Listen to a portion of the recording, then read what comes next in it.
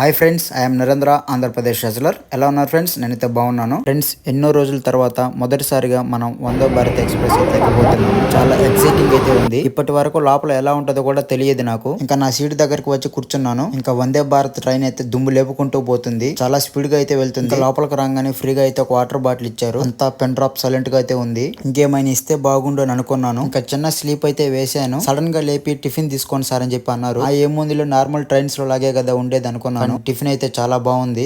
మీరు కూడా తప్పకుండా ట్రై చేయండి. టేస్ట్ మంచిగానే ఉంది. ఇంకా దాంతో పాటు ఒక చిన్న డ్రింక్ అయితే కూడా ఇచ్చారు. ఇంకా టిఫిన్ తినగానే మళ్ళీ నిద్ర వచ్చింది. మళ్ళీ 1 అవర్ తర్వాత లేపారు. సార్ ఇవిగోండే స్నాక్స్ తీసుకొని వచ్చాం మీకోసం అని చెప్పి అన్నారు. ఇంకా అవి చూడంగానే నాకైతే చాలా హ్యాపీ అనిపించింది. టిఫిన్ కంటే కూడా నేను ఇవి ఎక్కువ లైక్ చేస్తాను. ఇంకా కానీ వివాహ భోజనం అని మళ్ళీ లాగిచ్చాను. ఇవి ఆల్మోస్ట్ మనకి ఇచ్చినటివి ప్రోటీన్ స్నాక్సే. ఇంకా కానివ్వు అని చెప్పి రప్పమని లాగిచ్చాను. డ్రై ఫ్రూట్స్ ప్రోటీన్ అయితే ఉండింది. ఇంకా అబ్బా దీనికట్టే స్నాక్స్ అని అనుకున్నాను. కొన్ని స్నాక్స్ తిన్నాను. కొన్ని స్నాక్స్ బ్యాగ్ లో అయితే పెట్టుకున్నాను.